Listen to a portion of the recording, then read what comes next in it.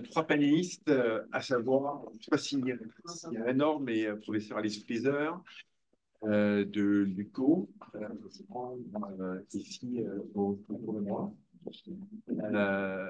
Alice Freezer est professeur en sciences administratives donc à l'UCO, Gatineau. Professeur Maya Kachechou, professeur en droit des affaires, qui travaille aussi sur le projet ADAGE et l'histoire des 10 à nous, parce que quelques jours, il va être officiellement professeur à l'UQO aussi, faculté de droit, après avoir été pendant plusieurs années le professeur bien heureux qui était le titulaire grâce à son soutien. Donc, on a collaboré et on va collaborer encore pendant plusieurs années. Alors, la raison d'être de ce panel, c'est de prendre un peu de hauteur. Donc, après avoir présenté, vu du bas, comment la technique est considérée par le droit, on vous propose d'inverser un petit peu la donne et de regarder de manière très macro, avec d'une part une spécialiste de l'acceptabilité sociale, dépendamment des appellations, donc originant d'une personne spécialisée de la gestion, avec une culture extérieure à celle strictement du droit. Ensuite, Maïka Chejou qui travaille sur une approche participative, notamment dans le cadre d'un projet associé à l'ADAGE aussi, qui travaille encore une fois avec cette vision très aérienne des choses. Et puis, même chose aussi avec professeur Zanou, qui lui aussi, au regard notamment du spectre de la notion de gouvernance, qui va évoquer donc, cette question technique de l'anonymisation. Donc, comment on peut gérer ces questions. Alors, je ne sais pas si on avait établi un ordre. J'aurais tendance à aller peut-être par le côté le type extérieur du droit et en allant donc avec le professeur Freezer peut-être en une dizaine de minutes. Est-ce que c'est bon? 10 minutes chacun, comme ça, on lève pas un bon 20 minutes ensuite pour discuter avec les deux audiences en place et en ligne.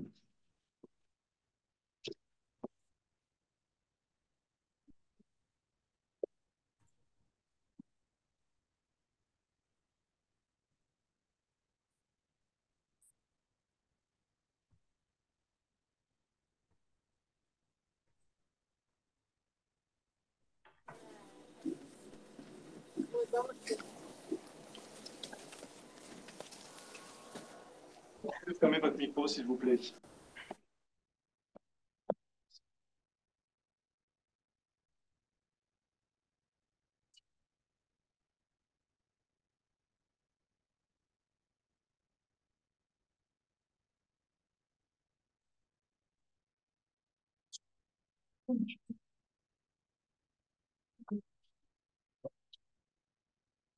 Merci de l'invitation. Bonjour, bonjour tout le monde. Je ne vais pas faire mentir Vincent, je vais vous emmener ailleurs. Je ne parlerai pas du tout de technique d'anonymisation des données, je ne parlerai pas vraiment de gouvernance des données, bien que c'est dans ce cadre-là que ma présentation va s'inscrire. Je vais effectivement parler d'acceptabilité sociale et en particulier, je vais vous amener à réfléchir sur la question en fait, du rôle de la participation publique dans l'acceptabilité sociale des innovations technologiques ou des décisions qui sont en lien avec la gouvernance des données. Donc, c'est une réflexion plutôt générale. On va voir où ça nous emmène. Alors, pourquoi est-ce que je vous parle d'acceptabilité sociale? Les innovations technologiques, même celles qui proposent d'avoir une utilité sociale, une utilité environnementale, même celles qui sont conformes sur le plan réglementaire, on l'a vu, en fait, soulever des risques assez nombreux. On peut poser des problèmes qui n'auraient peut-être pas été anticipés au départ par les concepteurs de ces innovations. Et on le voit, alors peut-être un petit peu moins ici, mais on le voit un peu plus en Europe. Ces innovations, ces décisions commencent à être un peu plus contestées, notamment en Europe. Alors je pense, moi, à la 6G par exemple, je pense à l'utilisation de drones, je pense à tout ce qui est objets connectés. Ça commence à susciter un petit peu des discussions au sein de la société. Et donc, la question de cette participation publique est à poser. Donc moi, je mène des recherches sur l'acceptabilité sociale, et donc c'est dans ce cadre-là que je revois la question. Donc, qu'est-ce que l'acceptabilité sociale? Je vais vous le dire rapidement, on ne rentrera pas dans des grandes définitions, mais la définition que je viens d'utiliser, c'est celle de ma collègue Corinne Gendron. Il a dit que l'acceptabilité sociale, c'est l'assentiment de la population à un projet ou à une décision qui résulte du jugement collectif. Donc, j'insiste sur cette notion de collectif, on parle de société. Donc, décision que ce projet ou cette décision est supérieure aux alternatives connues, y compris le statu quo. Donc, ce qui est important ici, c'est que pour être acceptable, la population, ou en tout cas la personne, le groupe qui va donner cette acceptabilité, elle doit avoir connaissance du projet. Elle doit avoir connaissance des enjeux du projet. Donc, l'expression qui ne dit mot consent ne fonctionne pas vraiment ici. Il faut connaître les enjeux, donc il faut discuter des enjeux et ne pas partir du principe que c'est parce que la population ne s'exprime pas qu'elle accepte. Donc, c'est important d'en parler. Donc, voici pour l'acceptabilité. L'acceptabilité, il n'y a pas de recette miracle. Ça, tous les gens qui travaillent sur la question vous le diront. Mais il y a des éléments, des facteurs sur lesquels on peut travailler pour essayer d'optimiser cette acceptabilité sociale-là. Donc, avec mes collègues, on en a identifié 4. Que je vais passer rapidement en revue. L'efficience, la pertinence, la confiance, l'équité. Et quand on regarde ces facteurs, ces éléments à la lumière des innovations technologiques, donc c'est ce que je vais faire ici, on peut voir qu'il y a plusieurs éléments sur lesquels un projet peut ne pas passer la barre de l'acceptabilité sociale. Alors, qu'est-ce qu'on suggère ici? C'est que pour qu'une technologie, une innovation technologique soit considérée efficiente, elle doit d'abord fonctionner, elle doit être opérationnelle, elle doit être abordable, elle doit être sécuritaire, elle doit être réglementaire, elle doit être écologique. Donc, il y aurait d'autres choses, mais c'est pour vous donner des exemples. Pour être pertinente, il y a 2 choses. D'abord, elle doit répondre à un problème. Elle doit proposer de répondre à un problème qui a été identifié par la majorité de la population. Et deuxième chose, la façon dont elle propose de répondre à ce problème, elle doit être considérée aussi pertinente, c'est-à-dire en valeur, en phase avec les valeurs des personnes qui jugent. Et en phase aussi avec sa vision du progrès. Donc, j'ai un petit exemple ici, une technologie qui va chercher à appréhender, à faire face au problème du trafic routier, un problème que tout le monde considère comme un problème. Ce serait une bonne idée. Donc, au niveau de la pertinence, ça fonctionne. La façon dont on va chercher à répondre, par contre, peut différer. Qu'est-ce qu'on va faire pour répondre à ce problème de trafic routier? Est-ce qu'on offre un service de taxi aérien autonome, par exemple? Ça, c'est une vision de voir les choses. Ça résout la question du trafic routier, mais ça crée quelque chose de nouveau dans l'espace, et c'est peut-être pas en phase avec ce que les gens considèrent comme étant une réponse acceptable. Donc, vous voyez, au niveau de la pertinence, il y a plusieurs questions à se poser. Question de la confiance, on regarde la confiance que suscite le projet. Donc, si l'innovation technologique peut créer des problèmes au niveau de la manipulation des données, ou créer des problèmes au niveau de la fuite des données. On sait aujourd'hui qu'il y a des fuites de données un petit peu partout. La presse en fait une information récemment, depuis un petit moment. Ça peut susciter des problèmes au niveau de la confiance. Si les concepteurs, si les investisseurs liés à l'innovation technologique ne suscitent pas la confiance, c'est un problème aussi. Donc ça peut être un point d'accord. Et puis dernière chose, l'équité, la technologie, l'innovation technologique crée-t-elle ou accentue-t-elle des injustices, des inéquités? Ça, c'est un problème aussi. Je pense à la question du profilage des données. Si on regarde, si on revient sur la question de la modélisation des données, je pense au fait je pense aux applications qui se font notamment maintenant essentiellement en ligne et qui remplacent des guichets automatiques ou des choses comme ça, ça va priver certaines personnes, les personnes âgées, les personnes qui n'ont pas de téléphone cellulaire, de bien des applications et de bien des possibilités. Donc, ça crée des inéquités, des injustices. Donc, ça, c'est pour la question de l'acceptabilité sociale et des facteurs. La question qu'on peut se poser maintenant, par rapport, par exemple, je donne un autre exemple, un projet de mobilité servicielle, parce que j'ai cru comprendre que c'était un projet sur lequel certaines personnes parmi vous travaillaient.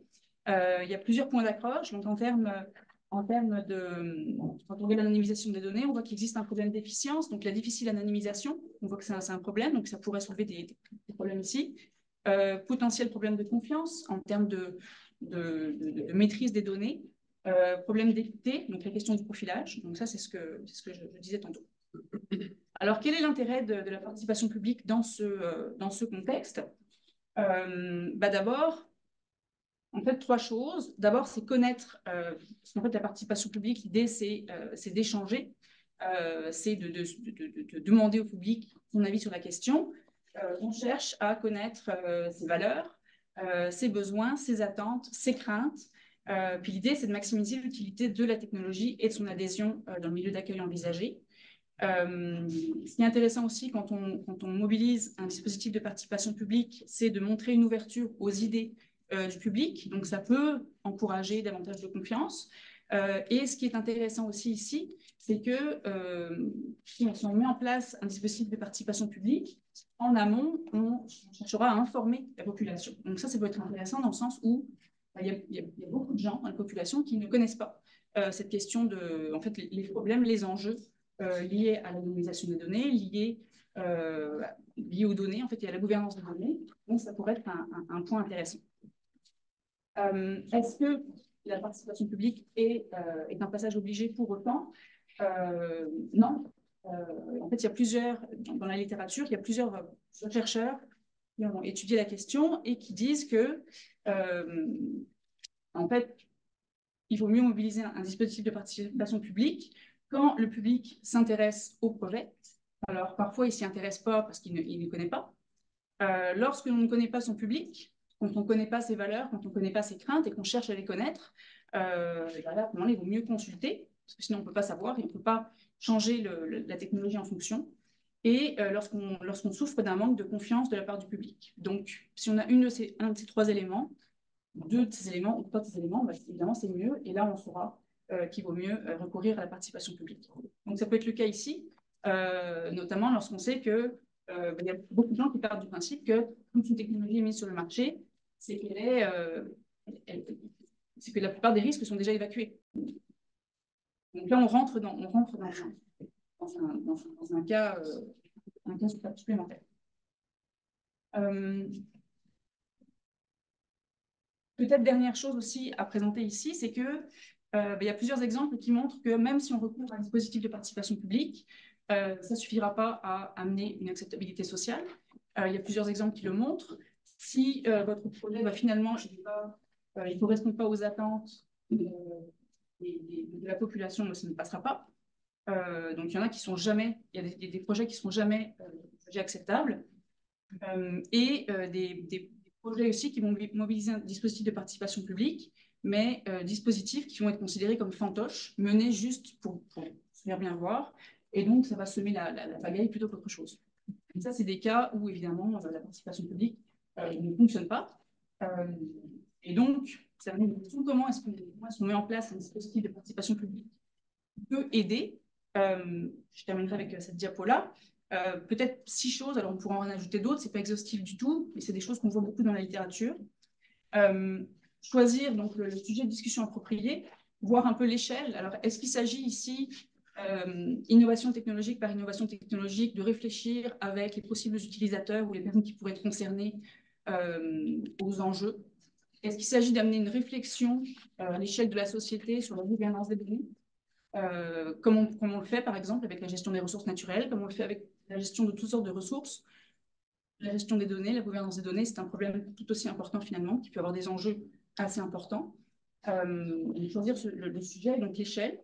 Opter pour un dispositif participatif adapté. Est-ce qu'on met en place un jury citoyen? Donc, par exemple, on réunit 10-20 personnes tirées au hasard, on les informe, puis on leur demande de représenter la société et de faire le pont et d'expliquer ce qu'elles ont appris et de prendre des décisions. Donc ça, c'est une chose. Est-ce que plutôt on va organiser une discussion publique avec d'autres outils? Donc ça, c'est à voir. Engager le public en amont. Donc, on essaie de réfléchir à la question et d'amener cette discussion avant qu'il soit trop tard, avant d'imposer des choses. Donc, ensuite, il y a la confiance. Outiller le public. Donc ça, c'est vraiment le message clé que j'aimerais faire passer, c'est le public, s'il ne sait pas, si on ne lui donne pas les outils appropriés pour comprendre les enjeux, il ne peut pas s'exprimer sur ces enjeux, et donc ça peut poser des problèmes qui apparaissent peut-être pas tout de suite, mais qui pourraient apparaître plus tard. Donc c'est important. L'outiller, l'informer, l'accompagner.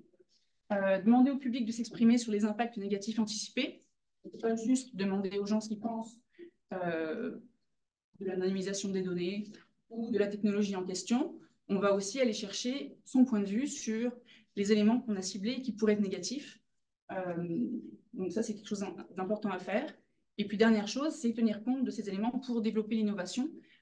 Si vous demandez à des gens leur point de vue, puis vous les sollicitez lors de rencontres importantes qui durent toute la journée, pendant plusieurs semaines, etc., et qu'à la fin, finalement, vous ne prenez pas du tout en compte leur input, ça risque d'être problématique.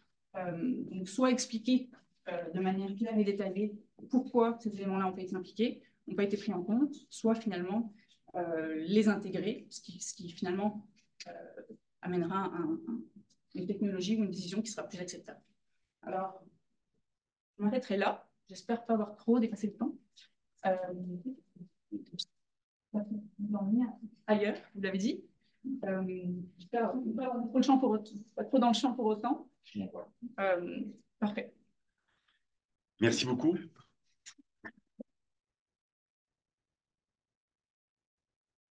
Non, pas du tout en champ, mais c'est intéressant parce que les questions de vie privée en général et d'anonymisation en particulier sont souvent regardées au regard des libertés fondamentales, des droits des individus.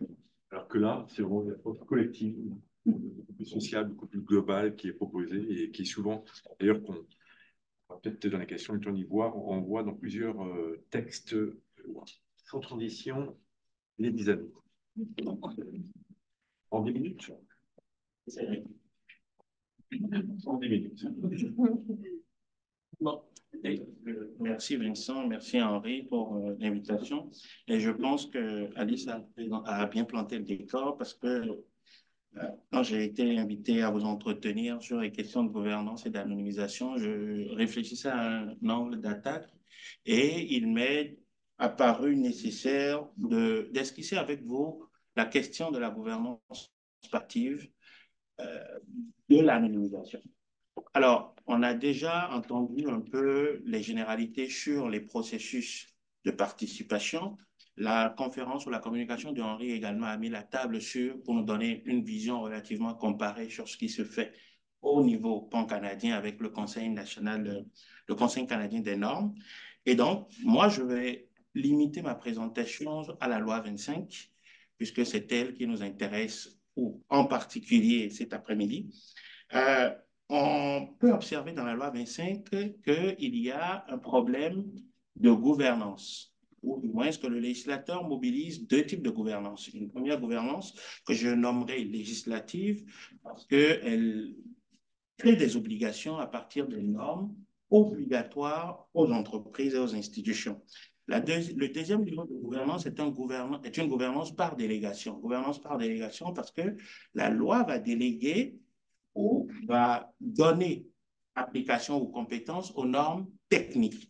Quelles normes techniques elles vont référer aux documentations internes ou aux normes individuelles. Il y a certainement une raison, une justification à cette façon de faire qui peut être sous-tendue par un souci d'efficacité. On voit que les normes techniques dans certains domaines sont plus opérantes, plus efficaces que la normativité juridique elle-même.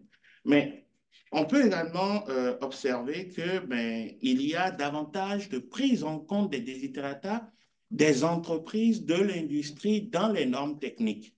Mais nous allons essayer, au long de cette brève communication, de déconstruire ce a priori qu'on a à l'effet de penser que les normes techniques rencontrent les aspirations de l'industrie, des gens de la pratique, de la communauté universitaire et parfois même des normes juridiques elles-mêmes. Deuxième niveau de délégation complémentaire, c'est la délégation réglementaire. On en a parlé, Antoine en a parlé déjà. Oui, Antoine en a parlé déjà avec le projet de règlement qui est déposé et qui est en cours d'étude en ce moment. On a constaté que l'article 23, alinéa 3 de la loi 25 va non seulement déléguer aux meilleures pratiques qui sont soit des standards, donc des normes techniques, ou des documentations internes, mais elle va déléguer également, ou elle va référer au règlement qui viendra clarifier les bonnes façons de faire l'anonymisation. Alors, ce renvoi réglementaire permet normalement de déterminer les critères et les modalités. Mais de ce que nous avons entendu de la communication d'Antoine, c'est que l'horizon n'est pas si reluisant parce que le règlement est davantage venu complexifier ou nous créer une situation relativement kafkaïenne. Donc, je ne vais pas alors m'étendre sur la délégation réglementaire. Ces différents niveaux de réglementation ou de gouvernance, autant pour moi, ces différents niveaux de gouvernance sont-ils opérants, efficaces, effectifs? La question, évidemment, est non, parce que les normes communautaires auxquelles réfère généralement la normativité juridique ne sont pas empreintes de force obligatoire. Ce qui fait la force, dans une certaine mesure, des normes juridiques, c'est leur caractère obligatoire et la capacité pour l'État de pouvoir obliger les citoyens ou tout contrevenant à les observer. Mais les normes techniques n'ont pas cette capacité. Elles ont à la limite une capacité d'exclusion dans le secteur ou le domaine d'activité pour lequel ils sont élaborés. Elles opèrent également ces normes techniques ou normes communautaires par incitation. Elles portent en elles des incitatifs, puisque si vous utilisez les bonnes pratiques élaborées ou les documentations élaborées par les normes ISO, vous avez le label ou la certification d'une bonne façon de faire. Mais cette bonne façon de faire est, aux yeux de l'opinion, je dirais, un crédit que vous allez acquérir, mais sans toutefois être forcément conforme aux pratiques exigées par la loi. Vous répondez aux pratiques labellisées qui parfois, on a entendu avec Henri également, peuvent être complexes d'un point de vue applicatif. Alors, face à tout cela, qu'est-ce que nous pouvons envisager en termes de gouvernance par rapport à l'anonymisation? Là, je vais emprunter quelques éléments à Alice, puisque j'ai prévu de vous parler de la gouvernance participative. Une gouvernance participative, on a vu, c'est d'abord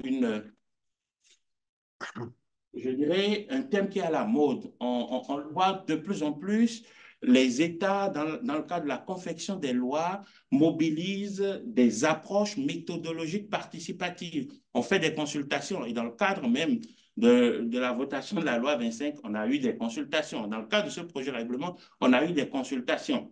Mais la manière dont ces consultations sont organisées, sont-elles forcément transcrites dans la lettre et dans l'esprit de la loi? Nous avons pensé qu'on peut imaginer ou envisager les choses autrement. Autrement, ici, va s'entendre par une forme de collaboration qui va se mettre en place entre le public et le privé. Les meilleures pratiques, on ne sait pas dire qu'est-ce que c'est. Si on ne sait pas dire qu'est-ce que c'est une meilleure pratique, alors il faut déterminer ensemble les meilleures pratiques. Et dans quel cadre on peut déterminer les meilleures pratiques? Finalement, on voit que ce n'est pas dans la loi qu'on va les déterminer, de ce que j'entends, encore moins dans le règlement, et de ce que j'entends encore moins dans les normes techniques. Qu'est-ce qu'il faut faire?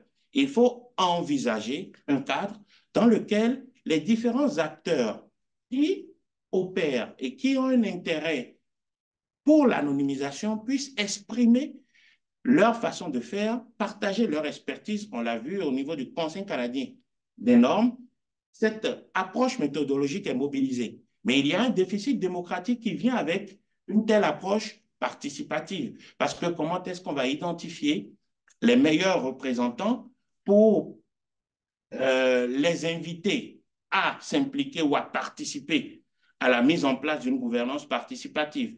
Comment est-ce qu'on va réussir à faire le passage de la délibération participative vers la mise en droit? Parce que d'une certaine façon, et c'est la zone d'ombre d'ailleurs, l'une des critiques qu'on fait beaucoup à l'approche participative, c'est de ne pas réussir, du moins de dépouiller les participants ou les solutions des participants de tout leur intérêt quand vient le temps de faire la mise en droit. La mise en droit, c'est la mise en forme ou la formulation, la formalisation des propositions qui sont énoncées. Donc, il y a ces questions qu'il faudrait envisager sous l'angle de la gouvernance participative. Et je ne sais pas combien de temps il me reste, Vincent. Il reste, il reste 2 minutes. 2 minutes, ok, bon, c'est bon. Je vais aller plus vite. Alors, dans le cadre de la gouvernance participative, il faut envisager un cadre institutionnel. Un cadre institutionnel, et on a l'exemple dans le droit comparé au niveau de l'Europe, on l'a vu avec le RGPD, on l'a vu également quelquefois dans la loi cadre pour ce qui concerne le Canada ici, on a vu qu'il y a un certain nombre d'instances ou de comités qui sont mis en place pour mobiliser les acteurs et les amener à échanger pour améliorer l'état du droit.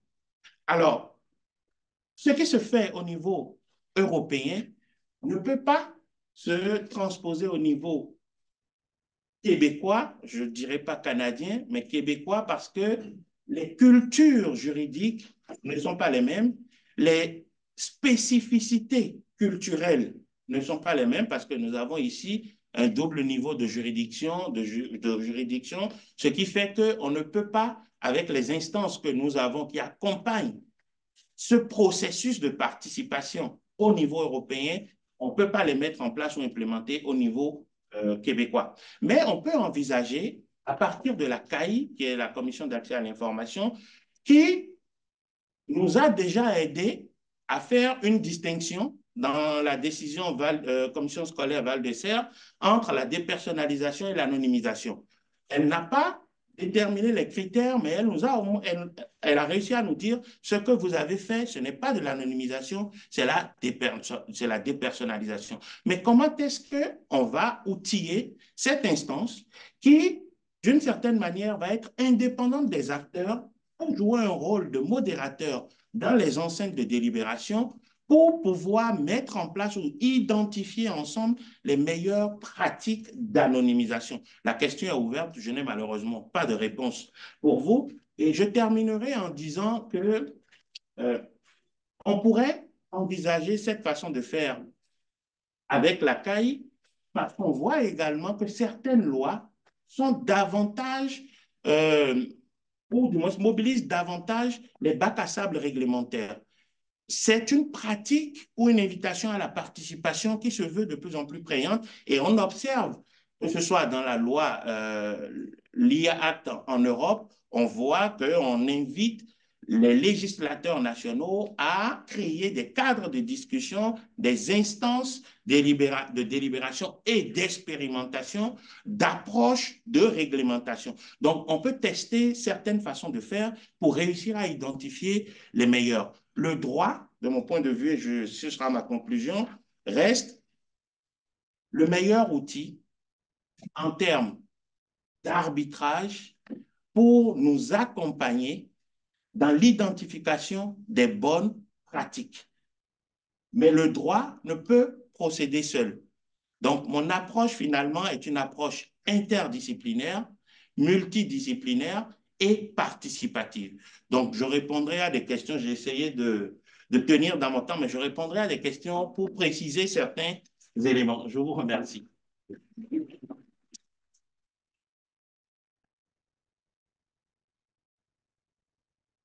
Merci beaucoup, Lydie.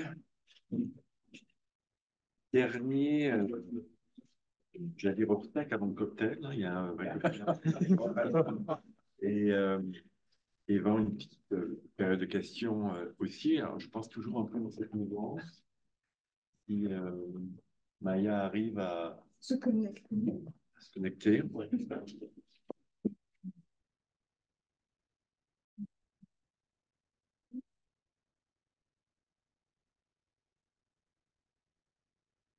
Une dizaine de minutes. Oui. C'est bien.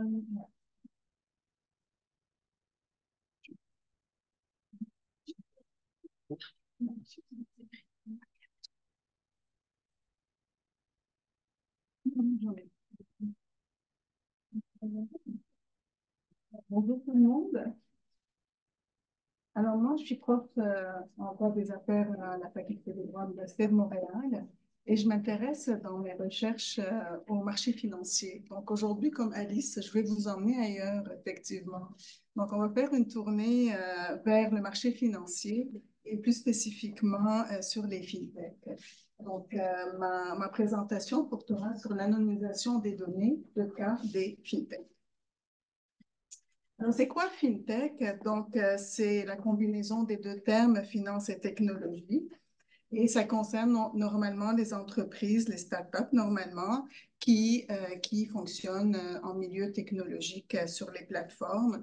Et on l'utilise tous présentement, c'est les paiements en ligne, les investissements en ligne, la gestion des prêts et d'épargne. Alors, ça nous concerne tous. Et comme c'est aussi une entreprise, donc toutes ces entreprises-là vont se soumettre aussi aux obligations de conformité à la loi 25. Alors, aujourd'hui, j'aimerais vous présenter 3 points pour partager avec vous les constats de mes recherches qui sont empiriques. Donc, normalement, c'est des recherches qualitatives et quantitatives. Mais aujourd'hui, je vais partager avec vous un peu plus mes recherches qualitatives à partir d'entrevues qu'on a fait, moi et mon équipe de recherche avec des fintechs et avec des consommateurs. Donc, au début, j'aimerais partager avec vous le point des fintechs, par la suite le point de vue des consommateurs et par la suite mon point de vue à moi, parce que j'ai passé toute la fin de semaine à naviguer sur 45 plateformes de fintech et leur politique de protection des données pour pouvoir voir comment est-ce qu'ils ont abordé la question d'anonymisation ou pas. Alors, l'anonymisation, en général, là, on le sait tout le monde aujourd'hui après toutes ces présentations très intéressantes, c'est surtout quand on coupe le lien entre la personne et ses données personnelles. Donc, les données personnelles sont là, mais on ne peut pas les lier à des personnes spécifiques. En discutant avec les fintechs, avec les dirigeants des fintechs ou les employés de ces fintechs, bien sûr que ces données-là, ils ne veulent pas les effacer après leur utilisation parce que c'est un grand trésor, les données personnelles pour les entreprises, surtout s'ils veulent évaluer leur performance ou leur service, ou ils peuvent le réutiliser et le vendre. Donc, ils veulent garder les données après avoir atteint les objectifs, mais ils doivent maintenant se soumettre à cette condition d'anonymisation. Et aussi, les fintechs nous disent que c'est pas mal, cette loi-là, parce qu'ils s'approchent davantage un peu de la réglementation européenne. Mais ils partagent avec nous que la mise en œuvre de ces obligations ne sont pas si faciles. Donc, c'est très compliqué, il y a beaucoup d'ambiguïté, il n'y a pas de définition aux notions, il y a des zones grises. Donc, juste la mise en œuvre de la loi 25, et là, on va parler par la suite du règlement, est une vraie casse-tête pour eux. Et souvent, ils contactent la commission d'accès à l'information pour avoir des informations là-dessus. Donc, ils partagent avec nous que l'année 2023 a été vraiment catastrophique parce que c'était l'année où le plus d'obligations est entré en vigueur. Donc, ils se sont mis vraiment là-dessus. Et ils partagent avec nous le défi qu'il y a une différence entre une petite entreprise. Donc, les obligations sont les mêmes, mais les petites entreprises et les grandes entreprises doivent se soumettre à ces obligations. On sait bien que les grandes entreprises, on peut engager des avocats, ils ont des employés qui peuvent se mettre là-dessus, tandis qu'une petite entreprise, ils nous disent que parfois la même personne porte plusieurs chapeaux à la fois. Alors, beaucoup d'obligations et pour eux, l'anonymisation n'en est qu'une seule. Donc, c'est vraiment compliqué, mais pour eux, c'est une obligation parmi d'autres. Donc, ce n'est pas leur seul souci sur lequel ils travaillent présentement. Alors, pour l'anonymisation, ils disent que parfois c'est simple, mais parfois c'est vraiment complexe. Et comme nos conférenciers de la journée nous expliquent quand même les étapes, les démarches, etc., surtout si une entreprise qui a beaucoup de données, donc ce n'est pas si évident que ça. Et aussi, on l'a dit tantôt, Maître Guillemin l'a mentionné, que la conformité, l'anonymisation doit être irréversible. Donc, ça aussi est pas facile d'atteindre et plusieurs ont partagé avec nous qu'effectivement, il y a un risque toujours d'identification de la personne. La technologie évolue avec le temps, donc il se peut qu'il y ait une identification à un moment donné. Donc, ils n'étaient pas sûrs quand et comment vont être vraiment conformes à cette obligation. Mais le règlement, on l'a vu tantôt, que peut-être il va encadrer un peu cette obligation pour qu'elle soit sous un risque faible. Rapidement aussi, on a constaté qu'il y a une différence entre ce qu'on a discuté aujourd'hui, donc la loi, mais aussi la pratique pour les employés ou les dirigeants des fintechs qui pensent que, en fait, toute la loi se résume pour eux en deux notions, tout simplement. Consentement, donc il faut toujours aller chercher le consentement. Avec ça, on est vraiment en conformité. Puis l'autre notion, c'est la clarté. Donc, il faut vraiment travailler beaucoup sur les politiques, les rendre plus faciles, accessibles et tout. Et comme ça, le consommateur financier va être capable de comprendre davantage tout ce qu'on travaille là-dessus et en plus de pouvoir aussi créer la confiance. Et finalement, ils ont très peur des conséquences de la non-conformité parce qu'il y a des poursuites et des pénalités. Maintenant, du côté des consommateurs, donc on a fait plusieurs, on n'a pas fini l'analyse encore, mais déjà, j'ai quelques constats à partager avec vous. Donc, le constat principal, c'est que le consommateur n'est pas prudent et ne se soucie pas, absolument pas, de ses obligations, de ses données personnelles. Donc, il les donne partout, il les laisse partout, sur les plateformes et ailleurs. Donc, pour lui, c'est comme un enjeu qui fait pas partie de sa vie quotidienne. Alors, quelques phrases qu'on a entendues. Oui, mais mes données, si je ne donne pas mes données, je n'ai pas de service. Politique de confidentialité, non, je ne suis pas au courant, je ne l'ai jamais lu. Je n'ai pas vraiment pensé à ça. Mes données sur les plateformes, c'est quoi ça? Ah bon, je suis surprise, cette entreprise est pas mal connue par contre parce qu'elle a connu une fuite de données, puis la personne pensait que c'était une entreprise de réputation. Mon nom, mon domicile, je ne vois pas de risque pour ma vie privée. On trouve des annuaires publics en ligne, totalement publics. Et ça, le dernier commentaire vient quand même d'un jeune consommateur qui est lui-même conseiller dans une banque avec un bac en économie. Donc, mon nom, mon domicile, mes informations, je n'ai pas de problème du tout. Ce qui les inquiète, finalement, les consommateurs, ce n'est pas la fuite des données ou les données personnelles, c'est la perte d'argent, leur investissement. C'est ça. Perdre mon portefeuille, c'est ça qui les concerne. Donc, à part ça, ce n'est pas vraiment un enjeu pour eux. Maintenant, mon point de vue et conclusion. Alors, après que j'ai navigué sur les 45 fintech qui sont situés tous à Montréal et dans leur politique de confidentialité que j'ai fait cette fin de semaine, Vincent, merci. Donc, bravo. Donc, premièrement, moi-même, j'ai eu de la difficulté à trouver ces politiques. Ils sont souvent en bas, à droite, en haut, cachés. Donc, ce n'était pas un élément facile à trouver. Deuxièmement, j'ai trouvé que c'est pas toutes les sociétés ou les entreprises qui partageaient leur façon de faire quant à l'anonymisation. Donc, il y en a qui l'ont fait, il y en a qui ne l'ont pas fait. J'ai senti aussi que certaines plateformes sont plus explicites, plus claires. Donc, on lit vraiment une façon d'écrire qui est très claire, attirante, qui inspire confiance en disant, ben voici ce qu'on utilise comme données, 1, 2, 3, 4, qu'est-ce qu'on fait avec vos données, qu'est-ce qu'on va faire après avec vos données. Donc, comme si on tient le consommateur à la main pour pouvoir vraiment lui expliquer que nous, on s'inquiète et on a votre intérêt en jeu. Il y en a d'autres qui qui ne le font pas du tout.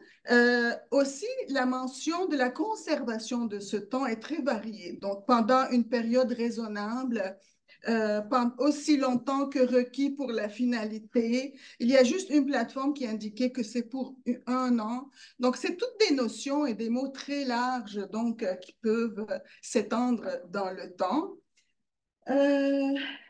Et ce qui m'a marqué aussi, que la plupart indiquent que notre politique de confidentialité change souvent. Donc, on invite l'investisseur à aller le consulter souvent ou à l'imprimer et comparer avec les autres versions. Alors, ma conclusion, c'est que le législateur vraiment est un législateur. Le législateur québécois est un législateur protecteur. Il a adopté une loi idéale, une très bonne loi protectrice qu'on a partagé aujourd'hui, tout le monde, les détails, certains détails de cette loi. Les entreprises sont très occupées parce que là, ils doivent remplir toutes les exigences très importantes pendant cette année et l'année prochaine. Le consommateur, il n'est absolument pas au courant de toutes ces protections. Il ne lit pas les politiques. Pour lui, les données personnelles, ça ne compte pas vraiment. C'est vraiment la perte financière qui l'intéresse. Et ma question que j'aimerais vous lancer, aussi que je dois répondre par le biais de mes recherches, comment faire en fait pour que le consommateur prenne conscience de ses droits quant à sa vie privée? Parce que tout le monde travaille pour le protéger, mais lui, il n'est probablement pas encore conscient qu'il doit lui-même aussi protéger ses données. Voilà, merci.